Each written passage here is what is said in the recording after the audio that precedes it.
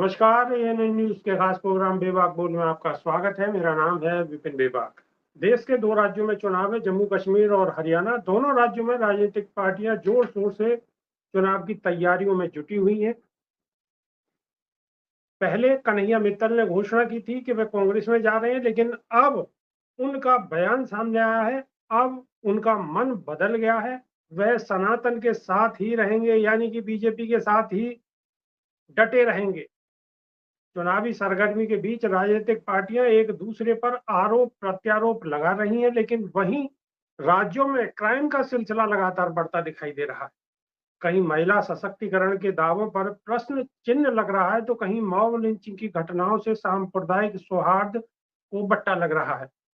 तो ऐसी स्थिति में देश किस ओर जा रहा है, इन्हीं सब विषयों को लेकर हमारे बीच बीजेपी से संजय गौतम जुड़े हैं, साथ ही कांग्रेस से राजेंद्र सागर जुड़े हैं। वहीं महिलाओं के मुद्दे पर भी बात करेंगे। इसके लिए सपा नेत्री हमारे साथ नेहा गौड़ जुड़ी है। स्वागत है सभी का। सबसे पहले हमारे साथ नेहा गौड़ जुड़ी हैं, उनसे बात करेंगे। नेहा जी, महिलाओं के साथ जो अत्याचार की घटनाएं बढ़ रही हैं, क्या कहना चाहेंगे उन पे?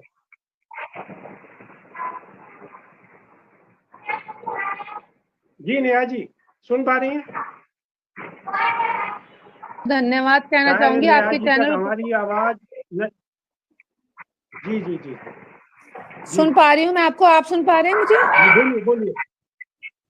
आज जी बोलिए। सबसे पहले आपको शुभकामनाएं देना चाहूंगी कि आप इन मुद्दों को लेकर हमारे सामने आते हैं, आपके चैनल के माध्यम से हमारी बातें आगे पहुंचती हैं, और जो महिला उत्पीड़न इन चीजों पे आप मुद्दे उठाते हैं, ये आपके लिए शुभकामनाओं का विषय भी है। जी बताइएगा। जी जी जी, महिलाओं के मुद्दे लगातार जो बढ़ रहे हैं, रेप की घटनाएं आ रही हैं, ये हर प्रदेश से आ रही है। और उत्तर प्रदेश से अभी एक घटना सामने आई है मेरठ से। ये लगातार जो घटनाएं बढ़ रही हैं, ये क्या शासन प्रशासन की कमी आपको नजर आती है? क्या कमी नजर आती है? देखिए, मैं यही कहना चाहूंगी, कल परसों की घटना है, ये मेरठ की लोहिया नगर हमारे यहीं पे पड़ता है। मैं खुद मेरठ की निवासी हूँ, और बड़ी शर्मनाक घटना है कि एक 14 साल की नाबालिग बच्ची के साथ छह लोगों ने गैंगरेप किया, और नशीले इंजेक्शन देने के बाद में गैंगरेप किया जाता है। उसके बाद उस बच्ची को बेरहमी से बेहोश कर उसे मारने की कोशिश की जाती है। उनमें से सिर्फ एक आदमी पकड़ा जाता है, जबकि विपक्ष जब जाके बहुत मेहनत करके पार्टियां जब उतरती हैं मैदान में, उसके बाद में एक बंदे की गिरफ्तारी होती है। ये एक बेहद शर्मनाक घटना है, जो मेरठ में ही नहीं, अन्य जिलों में लगातार बढ़ती जा रही है। आज 14 साल की बच्ची, परसों 2 साल की बच्ची के साथ बलात्कार था, उससे पहले 8 साल की बच्ची के साथ बलात्कार था, उससे पहले 14 साल 15 साल। महिलाओं के साथ इतना उत्पीड़न इतना ज्यादा इस टाइम बढ़ चुका है कि इस सरकार में रहना लगता है कि एक महिला को।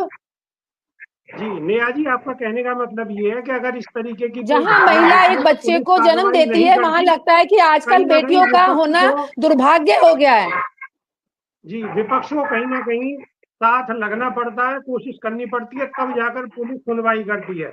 ये कहना है आपका? बिल्कुल, जब सड़कों पे बिल्कुल हाहाकार होता है, तब जाके पुलिस थोड़ी सी कान में जूं रेंगती है, और योगी जी के कान तक जब जाके बात पहुंचती है, नहीं तो ग्राफ उठा के, नहीं तो जातिवाद देखकर वहां तब एनकाउंटर और ये सब चीजें की जाती हैं। ठीक है, राजेंद्र सागर है हमारे साथ। राजेंद्र सागर जी, क्या कहेंगे? जो नेहा जी कह रही है, ऐसा ही चल रहा है क्या? नहीं, देखिए, पूरे प्रदेश का यही हाल है। पूरे प्रदेश का क्या, पूरे देश का यही हाल है। चाहे वो मेरठ की घटना हो, बरेली में भी कल एक दलित युवती को कार में डाल के उसके साथ गैंग रेप किया गया, है ना। तो ये रेप की घटनाएं जो हैं, वो लगातार पूरे देश के अंदर हो रही है। कोई कमांड नहीं है इस सरकार का, ना प्रदेश सरकार का, और ना ही जो है देश की सरकार का। और हरियाणा में क्या, दिल्ली में क्या, उत्तर प्रदेश में क्या, पूरे देश में यही आलम है। लेकिन ये शोर तब मचाते हैं जहां अभी पश्चिम बंगाल में ये बंद का आह्वान कर रहे थे, और जबकि वहां ऐसा कानून ममता दीदी ने जो बनाया है कानून, उसमें सख्त बनाया गया है, और उसमें जो है जल्द से जल्द एक फांसी का प्रावधान किया गया है सीधे बलात्कार की घटनाओं पे। लेकिन इन लोगों के काम डायल है, लेकिन इन लोगों के कान पे जू नहीं दे रही है। ये अपने उसमें मस्त है, भ्रष्टाचार में और कमीशन खोरी में उन्हें कोई फर्क नहीं पड़ता है कि देश प्रदेश में क्या हो रहा है। बस ये राग अलापेंगे कि हम विकास कर रहे हैं, हम ये कर रहे हैं, हमने इसका इनकाउंटर कर दिया, हमने उसका इनकाउंटर कर दिया। अरे भाई, आप इनकाउंटर भी तो देख देख के कर रहे हैं। क्या पुलिस की गोली निकलती है फिर किसी जाति देख के? क्या पुलिस की गोली जो है वो क्या टर्न हो जाती है कि इस आदमी को गोली लगनी है? आप घर से उठा के ले जाते हैं, समझे? वो तो अच्छा हुआ एसटीएफ के जो इंस्पेक्टर थे वो कहीं अपनी बाइक की चप्पल नहीं पहन के चले गए, जल्दबाजी में अपनी ही चप्पल पहन के गए। अरे मंगेश यादव की बात कर रहे हैं आप, अखिलेश यादव ने। अरे बिल्कुल, आप देखिए ना, आप जाति जाति और उस पर भी हमारे माननीय मुख्यमंत्री विधानसभा में बयान देते हैं और हंस रहे हैं। आप ये बताइए, आप एक संवैधानिक पद पे बैठे हुए हैं और आप इस तरीके से हंस हंस के एक वाक्य बता रहे हैं। अभी पिछले टाइम लखनऊ में आपने देखा होगा कि एक जगह बहुत सारा पानी भर गया था बारिश में, तो वहां एक लड़का और एक लड़की मोटरसाइकिल पे जा रहे थे, समझे? और उनको जो है कम से कम 85 लड़कों ने वहां छेड़ा था, लेकिन माननीय मुख्यमंत्री जी को उसमें से केवल 2 लोग छांट मिले, एक मुस्लिम और एक यादव।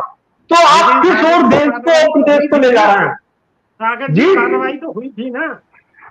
नहीं, आप एक संवैधानिक पद पे हैं। जब आप जनता के चुनिंदा नुमाइंदे हैं तो आप एक पक्ष की बात नहीं करेंगे। आप जब जनता के चुनिंदा नुमाइंदे हैं, आप विधानसभा में मुख्यमंत्री के तौर पर बयान दे रहे हैं, तो आप जाति विशेष और धर्म विशेष को लेकर वहां बात कर रहे हैं, फिर आप हंसते हैं। अरे समय देखिए, समय बहुत बलवान है, प्रकृति का नियम है बदलाव।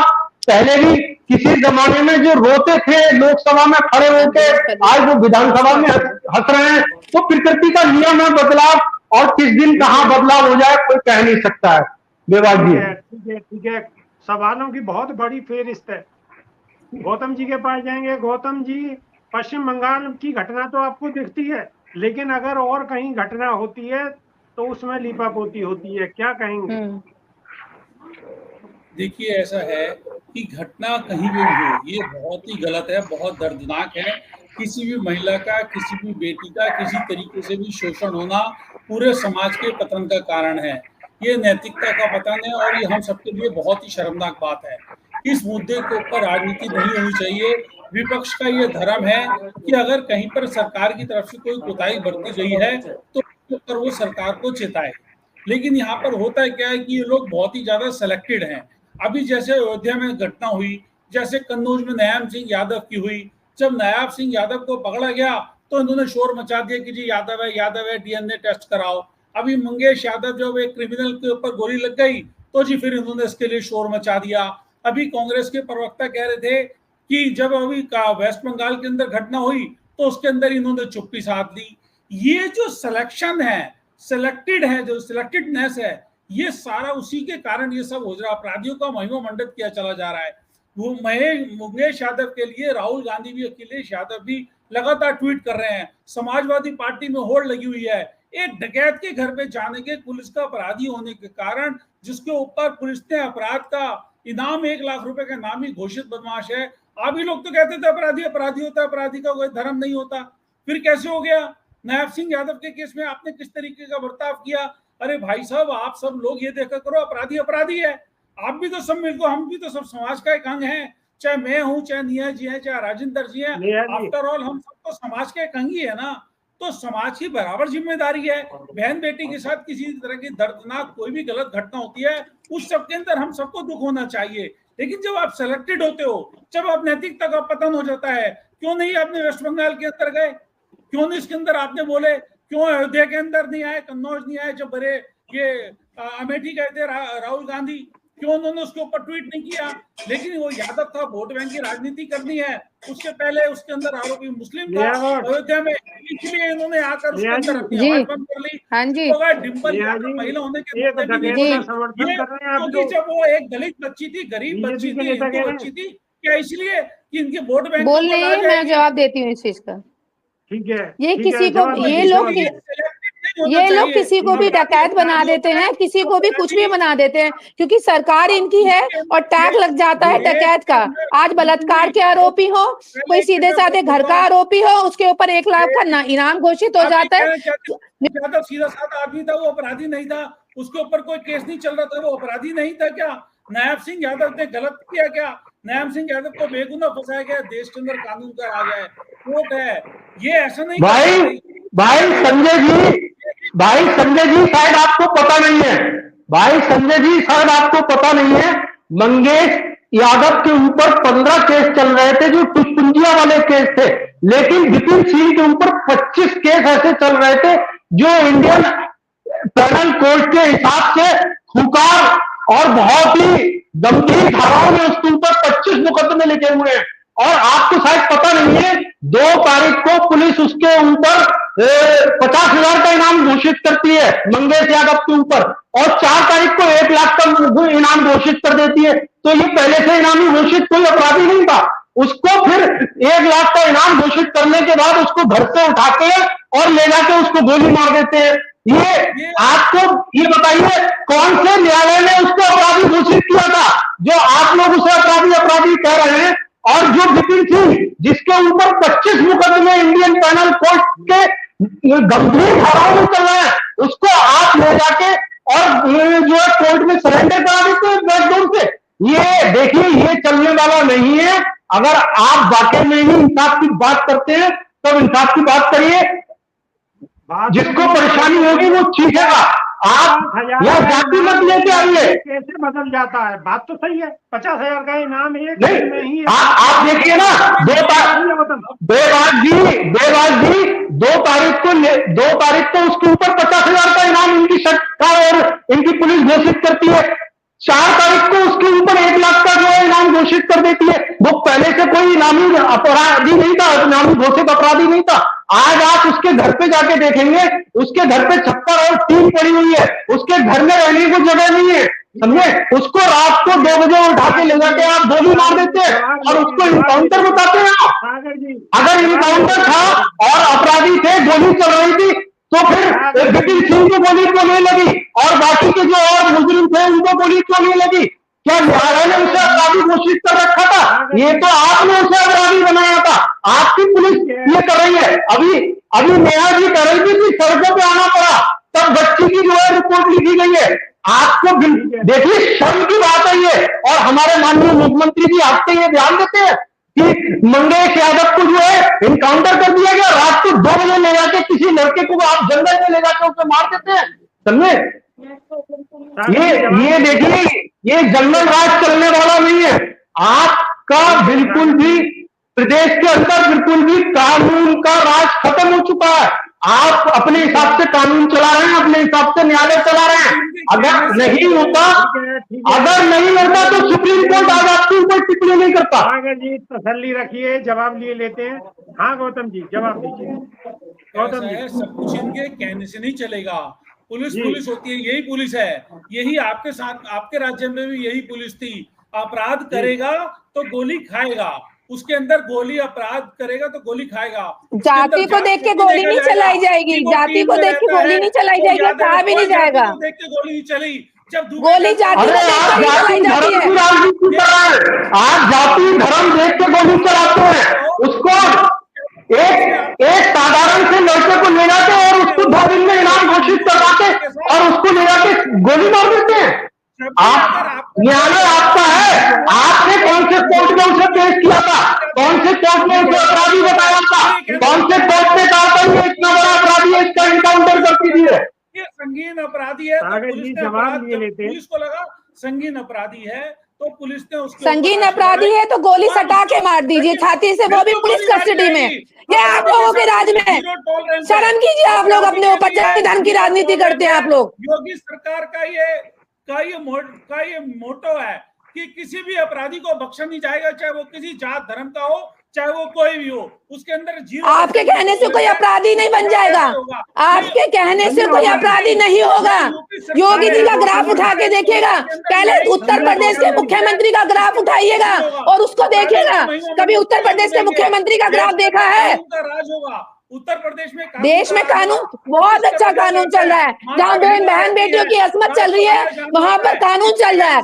अरे शर्म कीजिए अपने ऊपर। सब लोगों ने देखा है किस तरह का माफिया राज था, ये सब लोगों ने देखा है, और उसके बाद भारतीय जनता पार्टी ने आके कानून का राज। शायद मैं कहती हूँ इससे बड़ा दुर्भाग्य नहीं है जिस देश में हम रह रहे हैं। आज इस देश में एनकाउंटर जातिवाद देख के होते हैं। उत्तर प्रदेश की महिलाएं, बेटियां, बच्चियां सुरक्षित नहीं है। किस देश की बात कर रहे हैं आप? कैसी बात कर रही थी आप? समाजवादी पार्टी के राज में क्या क्या होता था ये आपको खुद ही मालूम है। आपको मेरे मुंह से क्यों सुनवाना चाहती हैं कि आप कैसा राज और जब कैसा राज था? तो पढ़े लिखे के फारसी मैं जवाब दूंगी, आप पूछने वाले बनिए, आप बोलिए, मैं जवाब दूंगी। चार अपराधी के साथ कोई भी टॉलरेंस नहीं बरती जाएगी। अपराधी होगा तो या तो सलाखों के पीछे होगा, अगर पुलिस पे गोली चलाएगा तो गोली खाएगा। सर गोली खाएगा तो बिपिन सिंह को गोली क्यों नहीं मारी थी? बिपिन सिंह तो थे, जंगल राज चलाएंगे, जंगल राज चलाएंगे, जंगल राज चलाएंगे यहाँ पर बैठकर। आप घर को उठा के ले जाके रात को 2 बजे गोली मार देते हैं। अपराधी को अपराध मिलेगा। आप संजय जी आप बताइए किस न्यायालय ने उसे अपराधी घोषित किया था? किस न्यायालय ने बताया था ये इतना बड़ा कुख्यात अपराधी है कि इसका इनकाउंटर करना है? बताइए आप। पुलिस ने वो काम किया है जो कानून की धारा के अंतर्गत है। नहीं तो आप बताइए ना कि 2 तारीख को उसके ऊपर 50,000 का इनाम घोषित किसने किया था और 4 तारीख को 1 लाख का इनाम किसने घोषित किया था? आप बताइए ना। आपकी पुलिस ऐसी है सारी राजनीति के ऊपर जो 2 दिन में 1 लाख का इनाम घोषित करके उसको ले जाके गोली मार देती है रात को 2 बजे उसके घर से उठा के। चलेगा, कानून का पालन होगा, वो हर एक को बराबर करना पड़ेगा। सर वो तो ठीक है, लेकिन न्यायालय पलटती है फिर पलटेगी। गोली इलाज नहीं है सर। तो पलटेगी, पहले भी पलटी थी, जनता नहीं पलटी थी, जनता जनार्दन है। आपने देखा नहीं था? आज हंसने वाले उस समय लोकसभा में रो रहे थे। आज हंसने वाले संजय जी उस समय लोकसभा में रो रहे थे खड़े होके कि मेरी जान को खतरा है। अगर कानून का राज नहीं होता तो उस समय भी वही करा गया होता, लेकिन आज कानून का राज खत्म करके आज आप अपना राज्य चला रहे हैं, किसी के घर पर बुलडोजर चला देते हैं। आप पूरी प्रक्रिया आप कर लेंगे, पूरी प्रक्रिया आप तय कर लेंगे। ओके ठीक है। नेहा जी, संजय जी का कहना है कि समाजवादी पार्टी जब थी सब सत्ता में उस दौरान भी घटनाएं होती थी, उस दौरान भी घटनाएं होती थी और इस दौरान इतनी घटनाएं होती हैं कि हर रोज जो ग्राफ है, मैं कहती हूँ उत्तर प्रदेश के जो खुद के मुख्यमंत्री हैं उनका ही ग्राफ इतना बड़ा है अपराध का कि पहले उस अपराध की आख्या ही नहीं है। आप मुख्यमंत्री जी पे आरोप लगा रही हैं? बिल्कुल लगा रही हूँ। संजय जी मुख्यमंत्री जी पे आरोप लगा रही हैं? अभिव्यक्ति मुख्यमंत्री पे आरोप लगाना है इनका धर्म है। विपक्ष है, विपक्ष जो मर्जी कर सकता है, अपना आरोप लगाओ, आरोप का जवाब विधानसभा में देंगे। अगर इनकी संतुष्टि नहीं है तो कोर्ट चले जाओ। न्यायालय किस लिए है? न्यायालय में जाइए ना। हाँ, लेकिन आप न्यायालय नहीं जाएंगे, आप खुद कार्रवाई करेंगे, आप गोली मारेंगे, आप बुलडोजर खुद चलाएंगे। आपके लिए न्यायालय नहीं है। सुप्रीम कोर्ट आपके ऊपर बार-बार टिप्पणी कर रहा है। माननीय सुप्रीम कोर्ट ने फिर कहा है कि किसी भी ऐसे बगल उसके बुलडोजर नहीं चलाना चाहिए, लेकिन आप तो 70 साल का आदमी उसे रेत में दिखाते हैं और उसके घर पे बुलडोजर आप चला लेते हैं। लेकिन जिसके ऊपर अंतरराष्ट्रीय खिलाड़ी आरोप लगाते हैं और पुलिस और न्यायालय भी उसको अपराधी घोषित कर देता है, लेकिन आप उसके खिलाफ कार्रवाई नहीं करेंगे। अजय मिश्रा टेनी, उनका बेटा किसानों के ऊपर गाड़ियां चला देता है, समझे? आप उनको टिकट भी देंगे, दोबारा से सांसद भी बनवाएंगे, मंत्री पद से इस्तीफा भी नहीं लेंगे और ना कोई कार्रवाई करेंगे। वो सब आपके कुलदीप सेंगर, समझे? हाथरस वाली बेटी के साथ जो कांड हुआ, आप बताइए कौन कौन किस जाति का था इसमें सब? आप बताइए कौन से गुंडे थे, कौन से अपराधी थे इन सब जातियों के? आप आज एक चीज को रो रहे हैं, कितने कांड उत्तर प्रदेश के अंदर आपके द्वारा किए गए हैं, लेकिन आप सबका बचाव कर रहे हैं, चाहे वो ब्रजभूषण सिंह हो, अजय मिश्रा टेनी जी हो या XYZ चिन्मयानंद हो, कुलदीप सेंगर हो। आप बताइए ना आप एक बार सवाल दीजिए, ब्रजभूषण सिंह के ऊपर आपने कौन सी कार्रवाई की है बताइए। और आज जो खुलेआम मैं दिनेश फोगाट को जो है चुनाव नहीं जीतने दूंगा। अरे इतनी बेशर्मी बताइए आप, दिल्ली की सड़कों पे खुलेआम समझे आपने घसीटा महिलाओं को, उनके साथ बदतमीजियां की, कोर्ट आपको जो है कटघरे में खड़ा कर रहा है, आपके खिलाफ FIR दर्ज है, फिर भी आप सीमा चौड़ा करके घूम रहे हैं। ऐसा है, ठीक है। एक कानून का पालन करने वाला दुकानदार अपनी दुकान पर सामान बेच रहा है, वहां पे अपराधी जाएंगे, डकैती डालेंगे, और जब पुलिस ललकारेगी तो पुलिस के ऊपर गोली चलाएंगे, तो जात पात नहीं देखी जाएगी। जो पुलिस को उस समय कार्रवाई लगेगी वो पुलिस कार्रवाई करेगी, उसमें चाहे मंगेश यादव की गोली अरे संजय जी, मंगेश को गोली मारी गई, पहले सुन जो सोना डकैती में लूटा था, मंगेश ने जो सोना डकैती में लूटा वो मिल गया। अरे सोना मिल गया, आप ये बताइए, वो सोना मिल गया, उन्हें टिकट नहीं दी, लेकिन ये वो कांग्रेस के लोग हैं, वो सोना मिल गया। अरे जो डकैती में मंगेश यादव ने लूटा था वो सोना मिल गया। जैसे उनके खेल को इन्होंने खराब करा, शर्म आनी चाहिए, शर्म आनी चाहिए। और नीरज चोपड़ा जिन्होंने भारत का नाम रोशन किया, जो दोबारा गोल्ड मेडल जीत के लाया, एक गेम में 2 बार मंदू भाकर मेडल जीत के लाई, उसको लेने कोई कांग्रेसी नहीं गया। खाली विनेश फोगाट को लेने 100-200 गाड़ियां लेके कांग्रेसी गए, क्योंकि इन्हें इतनी शर्म की बात है, इतनी बड़ी घटना होने के बाद उस पर पर्दा डाल रहे हैं आप यहाँ बैठ के, इतनी शर्म की बात है। अरे कुछ तो शर्म कीजिए, कानून कुछ तो शर्म कीजिए, सत्ता पलटेगी, सत्ता किसी की नहीं है, सत्ता आती जाती है, लेकिन मानवता को मत भूलिए। अगर अपराधी के लिए अपराधी के ऊपर कानून का पालन हो रहा तो थोड़ा 1 सेकंड के लिए सुनिए। और अपराधी के बीच, अरे चुप हो जाइए भाई, इतने बड़े मुद्दे नहीं है, इतने अच्छे काम नहीं कर दिया आपने, जो वो बोलते रहते हैं, बकियाते ही रहते हैं। अरे आप लोग तो कर ही रहे हैं, विपक्ष में अच्छे काम कर रहे हैं। सुनिएगा सर, काम किया तभी तो हमें सरकार में दोबारा बुलाया है, तभी तो जनता ने अभी आगे देखिएगा, अभी सुनिएगा, अभी 24 में हाल देखा है ना, 24 में हाल देख लिया है, 24 में हाल देख लिया है, 27 में दिखा देंगे और 27 में दिखा देंगे। आप चुप रह जाइए, अपनी उम्र के हिसाब से चुप रह जाइएगा, हम कुछ और बोल देंगे।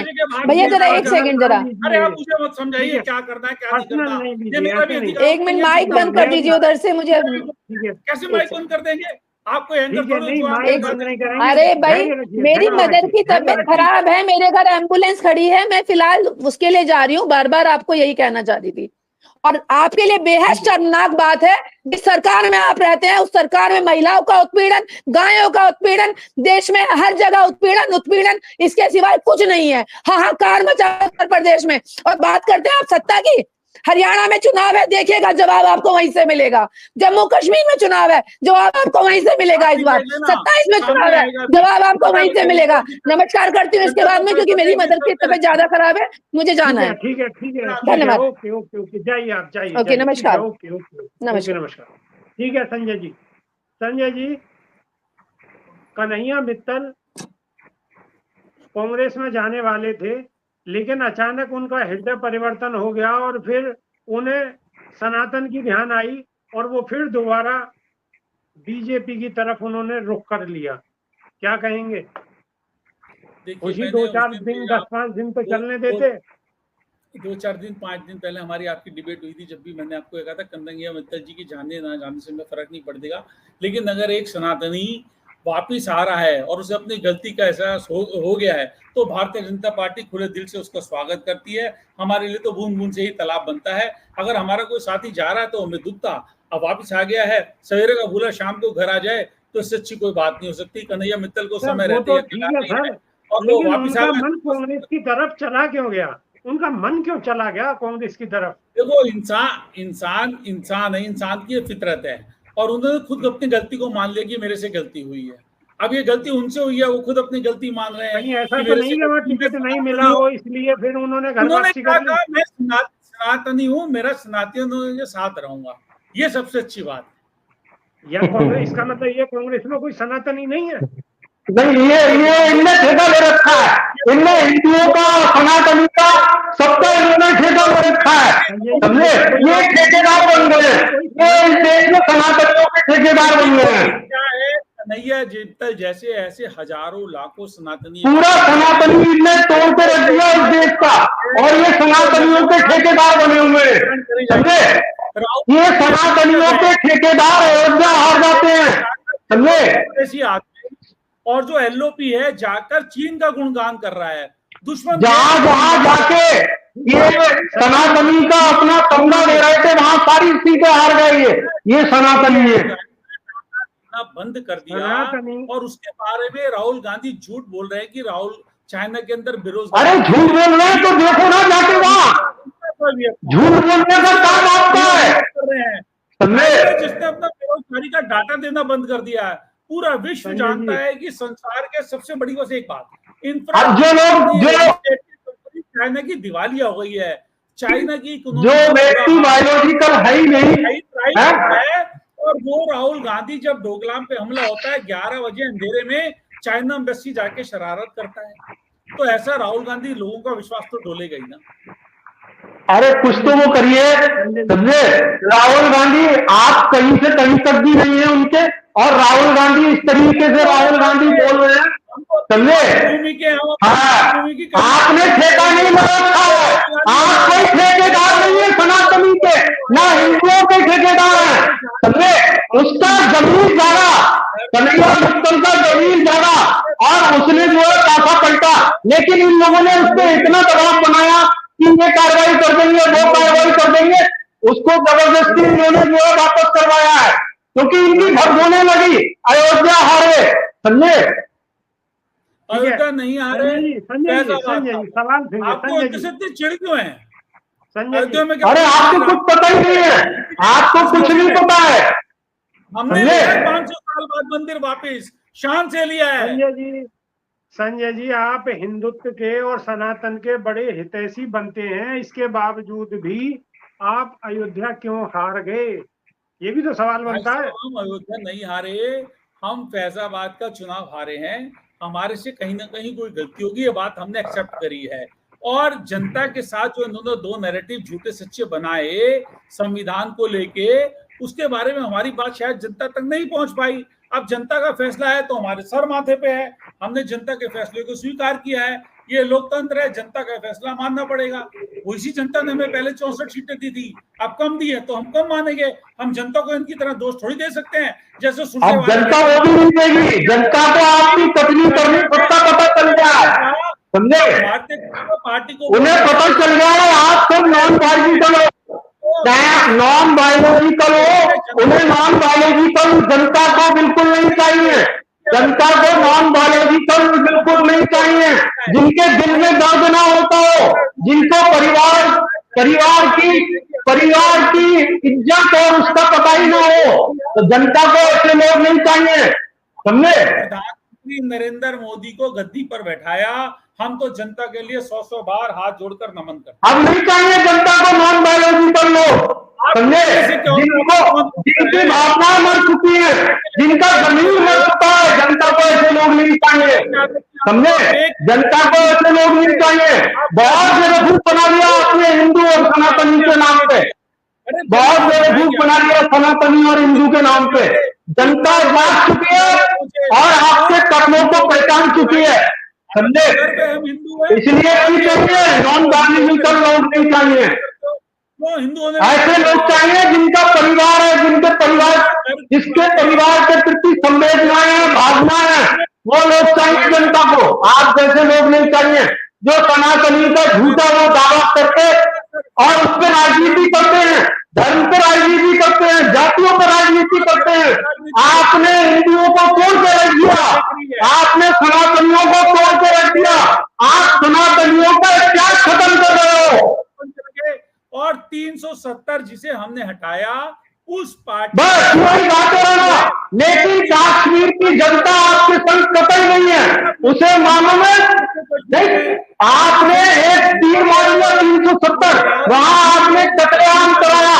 अरे जो 44 लोग पुलवामा कांड में जो आपने शहीद करवाए थे, उनका भी एक बार ध्यान कर लो।